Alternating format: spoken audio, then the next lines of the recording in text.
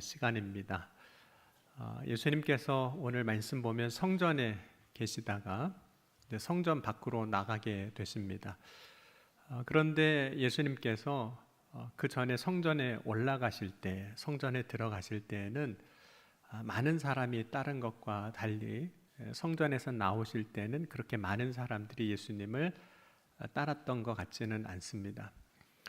예수님께서 성전에 들어가실 때는 사람들이 예수님을 소리 높여 찬송했습니다. 마가복음 11장 8절에서 10절에 보면 많은 사람들은 자기들의 겉옷을 또 다른 이들은 들에서 벤 나뭇가지를 길에 펴며 앞에서 가고 뒤에서 따르는 자들이 소리 지르되 호산나 찬송하리로다 주의 이름으로 오시는 이여 찬송하리로다 오는 우리 조상 다윗의 나라여 가장 높은 곳에 호산나 하더라. 예수님은 예루살렘 성에 들어가실 때는 찬송과 영광을 받으면서 들어가셨습니다. 그런데 예루살렘 성 밖으로 나오실 때는 어떠셨을까요? 사람들이 여전히 예수님을 향하여 동일하게 찬송과 영광을 돌렸기에 그 소리를 들으시면서 나오셨을까요? 여러분, 사람들은 때로는 어딘가에 들어갈 때와 또 나올 때의 마음이 달라지는 경우가 많습니다. 예수님이 예루살렘 성에 들어가실 때 사람들은 많은 것을 예수님께 기대하게 됩니다. 그들의 기대는 그들이 예수님을 위하여 했던 행위, 또 예수님을 향하여 외쳤던 그 소리 가운데도 드러났습니다. 사람들은 예수님을 향하여 주님의 이름으로 오시는 이여 우리 조상 다윗의 나라여 가장 높은 곳에 호산나 호산나 다윗의 자손이여 찬송하리로다 호산나 다윗의 자손이여 라고 소리쳐 외쳤습니다. 사람들이 이렇게 소리 지를 때 예수님은 정말로 가장 높은 곳에 계시는 것 같았습니다. 뿐만 아니라 이들이 소리를 지를 때 예수님께서 가시는 길이 준비가 되는 거죠. 자기의 겉옷으로 예수님이 나귀 새끼에 앉으시게 했고 또 자기들의 겉옷과 벤 나무 가지로 펴서 예수님이 그 일을 걸어갈 수 있도록 그래서 영광을 받으시면서 들어갑니다. 그런데 예수님이 성전에서 나오실 때는 그때와 같은 어떤 사람들의 외침, 환호성이나 그때와 같이 사람들이 예수님께 보여줬던 그래서 드렸던 영광은 없으신 겁니다. 왜냐하면 예수님이 예루살렘 성 안에서 이제 머물러 계실 때, 특별히 성전에서 계실 때 예수님이 하셨던 말씀들과 또 예수님이 행하셨던 일들로 인해서 예수님은 더 이상 찬송을 받지 못하시게 되고 영광을 받지 못하시게 됩니다. 예를 들자면 성전 안에서 예수님께서 매매하는 사람들의 그 상을 다 엎으시고 내쫓으셨던 일, 그리고 대제사장들과 서기관들과 예수님이 무슨 권위로 이런 일을 하는지 물었을 때 그 권위에 대해서 논쟁을 벌였던 일, 그리고 가이사에게 세금을 바치는 것이 옳습니까 옳지 않습니까 물었던 질문했던 사람들과 말씀하셨던 일, 그리고 부활이 없다고 말하는 사두개인들과 논쟁할 때 벌어졌던 일, 그 일들을 통해서 많은 사람들이 예수님에 대하여 적대적인 감정을 갖기 시작을 합니다. 예수님은 예수님 앞에 모인 사람들에게 또한 대제사장이나 서기관들과 같은 사람들에 대해서 외식하는 자들이라고 말씀하시고 그들을 삼가 조심하라고도 말씀을 하셨습니다. 그렇기 때문에 상당히 많은 사람들이 성전 안에 계셨던 예수님에 대해서 대적하는 분위기가 만들어졌습니다. 이러한 분위기는 예수님이 예루살렘 성에 들어가실 때와는 찬송받고 영광 받으실 때와는 사뭇 다른 분위기가 그 안에서 만들어졌던 거죠. 예수님을 향한 이 분위기가 바뀌는 이 일은 사실 며칠이 걸리지 않았습니다. 사람들은 예수님이 예루살렘 성에 입성하실 때 찬양하던 사람들이지만 이들이 동일하게 나중에 예수님이 잡히실 때 그리고 예수님이 십자가에 못 박히실 때 예수님을 모욕하고 돌을 던지고 침을 뱉는 사람들로 바뀌게 됩니다. 사람들이 이렇게 며칠 만에 혹은 한순간에 바뀌는 이유가 무엇일까요? 그 이유는 이들이 어느 순간에는 주님을 따르는 것 같았지만 실제로는 그들이 따르는 것은 사람이었기 때문입니다. 일종의 군중 심리 같은 것들도 있었기 때문이기도 하죠. 오늘 우리도 이와 같은 일들을 동일하게 할 수 있습니다. 한 번은 혹은 한때는 하나님을 찬송하며 높이는 일을 하다가도 또 다른 한편에서는 전혀 다른 일을 하기도 하는 거죠. 오히려 하나님의 영광을 가리며 하나님을 모욕하는 일도 할 수 있습니다. 사람이 이렇게 쉽게 바뀌게 되는 이유는 사실 진리 위에 굳게 서 있지 않았기 때문입니다. 진리 위에 서 있지 않으면 우리의 삶은, 우리의 모습은 바람이 불면 그 부는 쪽으로 휩쓸려 가듯 가게 되고, 사람들의 의견이 한쪽으로 기울면 그곳을 향하여 가게 되는 것입니다. 진리 위에 서지 않으면 터가 굳건하지 않은 집같이 되어버립니다. 그래서 지금까지 쌓아왔던 모든 것이, 믿음이, 신뢰가, 삶도 하루아침에 다 바뀌고 무너지는 것을 경험하는 겁니다. 오늘 예수님께서 성전에 계시다가 이제 성전 밖으로 나가십니다. 예수님이 성전에서 나가실 때 많은 사람들이 예수님을 따르지 않았습니다. 다만 제자들과 몇 사람만이 예수님을 따르고 있었습니다. 그런데 그때 제자들은 예수님이 예루살렘 성에 입성하실 때와 지금 나가실 때, 성전에 들어가실 때와 나오실 때 분위기가 바뀌었다는 것을 전혀 알아차리지 못한 듯합니다. 오히려 제자들은 예루살렘 성에 있었던 일로 인해서 오히려 조금은 들떠 있는 듯합니다. 제자들은 예수님이 예루살렘 성에 들어가실 때 사람들의 환호성을 받고 영광을 받으셨던 것만 기억하고 있었습니다. 곧 예수님이 예루살렘 성에 입성하실 때 겉으로 드러나는 것만 보고 기억하고 있었던 거죠.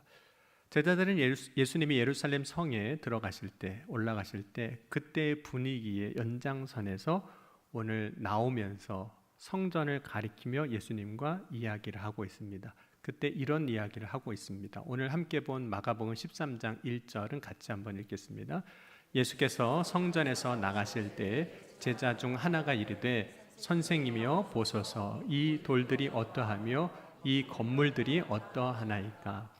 누가복음 21장 5절에 이 오늘 함께 본 마가복음 13장 1절의 말씀을 또 이렇게 이야기하고 있습니다. 어떤 사람들이 성전을 가리켜 그 아름다운 돌과 헌물로 꾸민 것을 말하며 예수께서 이르시되, 예수님의 제자들을 비롯해서 예수님 주변에 있었던 사람들은 지금 겉으로 보이고 있는 것, 지금 자신들의 눈에 보이는 것을 예수님께 이야기하고 있습니다. 특별히 성전에서 나올 때 그 성전의 아름다움과 웅장함을 이야기하고 있었습니다.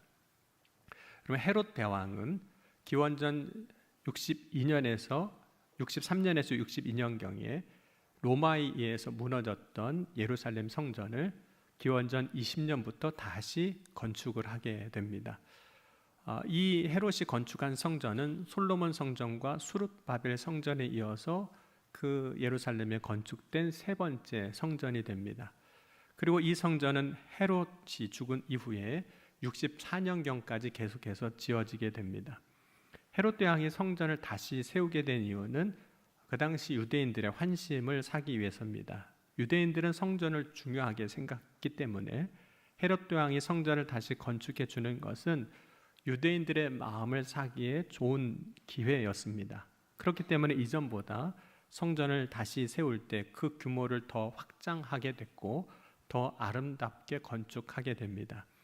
이 세 번째 성전은 예수님이 공생에 사시는 동안에도 계속 진행되고 있었던 거죠. 그 성전을 지금 예수님이 제자들과 함께 나오시면서 이제 보았던 겁니다. 그렇기 때문에 제자들과 예수님을 따랐던 사람들이 성전에서 나오는 예수님에게 지금 겉으로 보이는 성전의 아름다움에 대해서, 웅장함에 대해서 이야기하고 있었습니다. 사람들은 예루살렘 그 성전의 겉으로 드러난 아름다움은 예수님이 이후에 차지하실 영광과 동일시하는 것 같았습니다. 그런데 예수님은 예수님을 따르며 세상의 영광을 기대하는 사람들에게 세상의 영광으로 생각했던 이 성전이 완전히 무너질 것이라고 말씀하고 있는 거죠. 오늘 13장 2절도 한번 같이 읽겠습니다. 예수께서 이르시되 내가 이 큰 건물들을 보느냐 돌 하나도 돌 위에 남지 않고 다 무너뜨려지리라 하시니라. 예수님을 지금 따르고 바라보고 있는 사람들, 기대하는 그 영광이 다 무너질 거다, 이렇게 말씀하신 거예요. 그렇다면 예수님은 무엇을 바라보시고 예루살렘 성에 혹은 성전에 올라가셨던 걸까요? 세상의 영광을 바라보지 않으셨다면, 여러분, 예수님이 예루살렘 성에 입성하실 때 사람들이 보는 것은 세상의 영광이었습니다. 그건 겉으로 우리가 보는 것이죠. 보이는 것입니다. 그것은 예수님이 마치 왕의 자리에 올라가는 것이기도 했습니다. 사람들은 예수님이 예루살렘 성에 가셔서 이스라엘의 왕이 되기를 바랬습니다. 특별히 오병이어 사건 이후에 많은 사람들이 배부름을 경험합니다. 만족을 경험하는 거죠. 그 일 이후에 예수님을 자신들의 임금으로, 왕으로 삼으려고 했었습니다. 그런데 예수님이 예루살렘 성에 올라가실 때 바라보신 영광은 세상의 임금의 자리, 세상의 영광의 자리를 바라보신 것이 아니라 십자가를 바라보고 예루살렘에 올라가셨습니다. 예수님의 바라보신 영광은 예수님이 십자가를 지실 때 비로소 얻게 될 영광, 혹은 십자가를 통해서 얻게 될 영광을 바라보신 것이지 세상의 임금의 자리에 앉아서 얻게 될 영광은 아니었습니다. 그래서 마가복음 10장 32절과 34절까지의 말씀 보면 이렇게 말씀하고 있습니다. 예루살렘으로 올라가는 길에 예수께서 그들 앞에 서서 가시는데 그들이 놀라고 따르는 자들은 두려워하더라. 이에 다시 12 제자를 데리시고 자기가 당할 일을 말씀하여 이르시되 보라, 우리가 예루살렘에 올라가노니 인자가 대제사장들과 서기관들에게 넘겨짐에 그들이 죽이기로 결의하고 이방인들에게 넘겨주겠고 그들은 능욕하며 침뱉으며 채찍질하고 죽일 것이나 그는 3일 만에 살아나리라 하시니라. 예수님은 십자가에서 죽으시는 것을 바라보고 올라가셨습니다. 그런데 왜 그 십자가가 영광이 되느냐 하는 거예요. 지금까지 유대인들에게 십자가는 저주로 인식이 됐습니다. 신명기 21장 33절에 보면 그 시체를 나무 위에 밤새도록 두지 말고 그날에 장사하여 내 하나님 여호와께서 내게 기업으로 주시는 땅을 더럽히지 말라.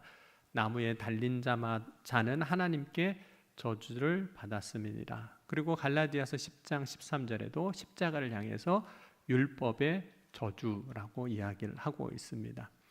그동안 십자가는 죄에 대한 심판의 도구이고 수단이었기 때문에 유대인들은 그것을 저주라고 생각했습니다. 하지만 예수님이 예루살렘에 올라가서 십자가에 달리시게 될 때 십자가는 더 이상 저주가 아니라 영광이 되는데, 십자가가 저주가 아니라 영광이 되는 이유는 그 예수님이 십자가 지시는 일을 통해서 하나님의 뜻이 이루어지기 때문입니다.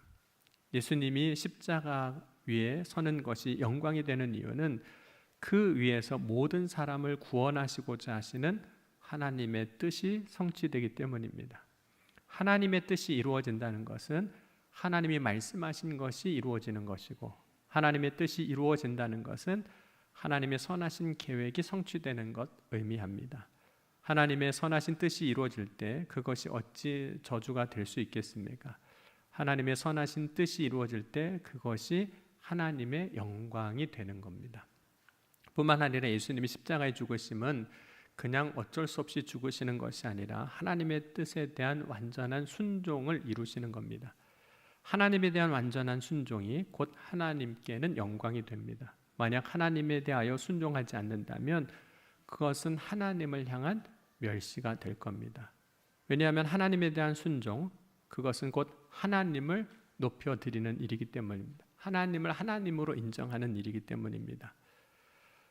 예수님이 예루살렘 성에 올라가실 때 지금을 보면 십자가는 저주처럼 보이나, 그러나 그 십자가를 통해서, 그 십자가 너머를 통해서 이루어질 나중을 보면 그것이 하나님의 영광인 것을 보게 되는 겁니다.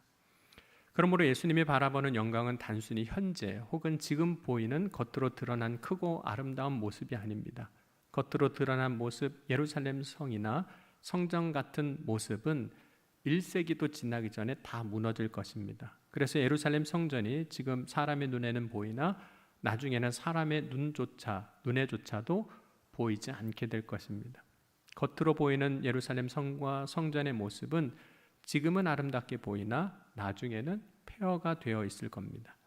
예루살렘 성과 성전은 실제로 70년경 로마 군대에 의해서 예루살렘이 함락될 때 다 무너지고 없어지고 불타버립니다.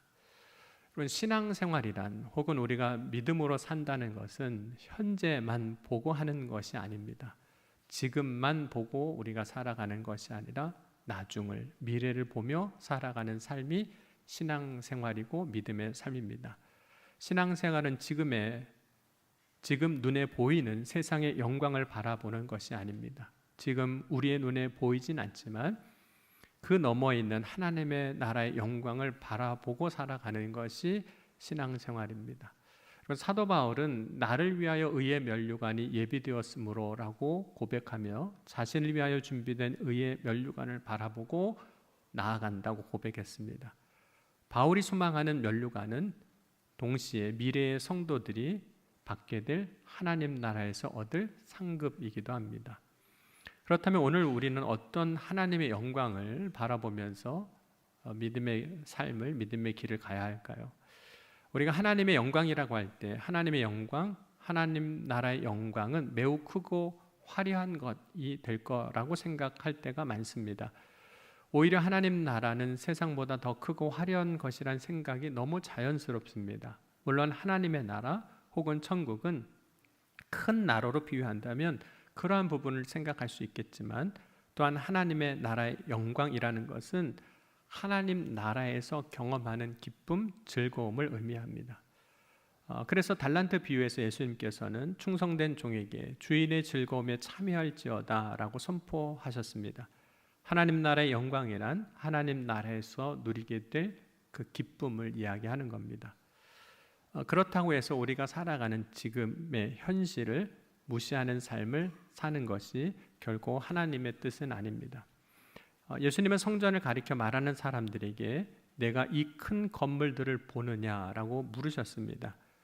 우리는 지금 우리 눈앞에 있는 것을 보아야 합니다. 그러나 그것만 보는 것이 아니라 그 뒤의 것, 그 뒤의 일, 그 너머에 있는 것, 앞으로에 있을 일을 볼 수 있고 소망해야 합니다.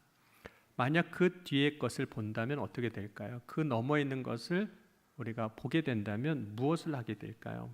예수님이 돌 위에 돌 하나도 남지 않고 다 무너뜨려지리라고 하셨다면 예수님이 말씀하신 제자들이 바라보는 성전의 모습은 어떤 모습이라는 걸까요? 그것은 지금의 아름다움이 아닌 황폐한 모습이 될 겁니다. 앞으로의 모습을 바라보는 사람이 된다면 단지 지금 보이는 것으로 즐거워하고 기뻐하거나 지금 보이는 것으로 자랑하지 않을 것입니다. 만약 무너질 성전을 본다면 성전을 향하여 분명히 다른 마음을 가지게 될 겁니다. 여러분, 예수님은 예루살렘 성에 혹은 성전에 들어오시기 전에 감람산을 통해서 예루살렘으로 오시게 되는데 그때 예루살렘 성에서 제자들이 나올 때 보신 것과 똑같은 성전을 감람산에서 건너편으로 보셨습니다. 그때 예수님은 예루살렘 성을 보면서 이렇게 하셨습니다. 우리 누가복음 19장 41절은 같이 한번 보겠습니다. 가까이 오사 성을 보시고 오시며. 제자들은 그 성에서 나올 때 크고 아름다운 성을 보라고, 성전을 보라고 이야기했지만 예수님도 그 전에 이미 보셨는데 똑같은 것을 보시고 예수님은 우셨습니다. 예수님이 눈물을 흘리시는 이유는 지금 보이는 모습, 화려하고 아름다운 모습을 보면서 감탄함이 오신 것이 결코 아닙니다. 때로 우리가 아름다운 것을 봐도, 놀라운 광경을 봐도 눈물이 나기도 하지만 예수님이 감람산에서 보시는 예루살렘 성과 성전의 모습은 제자들이 말하는 크고 아름다운 모습이지만 그 성전의 지금 모습을 보시고 우신 것이 아니라 장차 그 모습이, 그 성전이 어떻게 될 것을 아시고 우신 겁니다. 그러니까 예수님은 예루살렘 성전을 보실 때 지금만 보신 것이 아니라 그 너머에 있을 그것을 보신 거예요. 그리고 애통하는 마음을 가지셨습니다. 그러면 한 사람이 무엇인가를 보고 혹은 어떤 사람 보고 애통하는 마음을 가지게 되면 어떻게 할까요? 애통하는 마음을 가지면 단지 마음으로 참 안 됐다, 안쓰럽게 생각하는 것으로 끝나지 않습니다. 애통하는 마음을 가지면 그 대상을 향하여 혹은 그 사람을 향해서 지금 보이는 것으로만 판단하지 아니하고 장차 될 것을 바라보며 기도하게 됩니다. 예수님이 애통하는 마음을 가지실 때에는 항상 기도하셨습니다. 여러분, 예수님이 죽은 나사로의 집에 가게 되셨을 때 사람들이 우는 것을 보시고 심령의 비통이 여기셨습니다. 그리고 예수님이 눈물을 흘리십니다. 우리 요한복음 11장 33절과 35절 말씀도 함께 읽어보겠습니다. 예수께서 그가 우는 것과 또 함께 온 유대인들이 우는 것을 보시고 심령의 비통이 여기시고 불쌍히 여기사 35절입니다. 예수께서 눈물을 흘리시더라. 예수님이 왜 우셨을까요? 사람들이 우는 걸 보니까 나도 그냥 슬퍼서 그냥 눈물이 나서 우시는 걸까요? 여러분, 사람들이 나사로의 장례식장에 와서 눈물을 흘리는 것을 보시고 나사로의 죽음으로 인하여 예수님도 눈물을 흘리시는 걸까요? 곧 현재의 나사로의 상태는 죽음이거든요. 그 죽음을 보고 예수님이 우시는 것이 결코 아닙니다. 사람들은 나사로의 죽음을 보고 우세요. 사람들은 나사로의 장례를 치르면서 슬픔으로 인하여 눈물을 흘린 겁니다. 그러나 예수님이 우시는 것은 현재의 나사로의 죽음을 보고 우는 사람들을 보시고 심령에 비통해 하시면서 눈물을 흘리셨던 거예요. 그 사람들은 나사로의 부활을 보지 못하고 사람들을 있었거든요. 그 사람들을 보시고 예수님께서 애통하는 마음을 가지시는 겁니다. 지금만 보고 나중을 보지 못하고 슬퍼하는 이들을 위해서 애통하시는 거예요. 예수님은 나사로의 집에 오실 때 나사로의 누이였던 마르다와 대화를 나누십니다. 그 대화의 장면이 이렇게 말씀하고 있어요. 요한복음 11장 23절에서 26절에 보면 예수께서 이르시되 내 오라비가 다시 살아나리라. 마르다가 이르되 마지막 날 부활 때에는 다시 살아날 줄을 내가 아나이다. 예수께서 이르시되 나는 부활이요 생명이니 나를 믿는 자는 죽어도 살겠고 무릇 살아서 믿는 자는 영원히 죽지 아니하리니 이것을 내가 믿느냐. 마르다는 계속해서 현재의 상황, 지금 나사로의 죽음을 바라보고 예수님과 이야기를 하고 있습니다. 그러나 예수님은 현재 상황, 지금 나사로의 죽음만 바라보고 이야기하시는 것이 아니라 나중을 바라보며 하나님이 주실 그 영광, 부활의 영광을 바라보며 이야기하고 계시는 거예요. 예수님은 애통하는 마음을 가지시고 나사로를 살려주셨습니다. 그러면서 이전에 말씀하신 것들을 다시 한번 이야기해 주십니다. 그것은 나사로의 죽음 뒤에 있을 그 너머에 있을 하나님의 영광에 대해서 말씀하셨어요. 요한복음 11장 4절과 40절을 같이 읽겠습니다. 예수께서 들으시고 이르시되 이 병은 죽을 병이 아니라 하나님의 영광을 위함이요 하나님의 아들이 이로 말미암아 영광을 받게 하려 함이라 하시더라.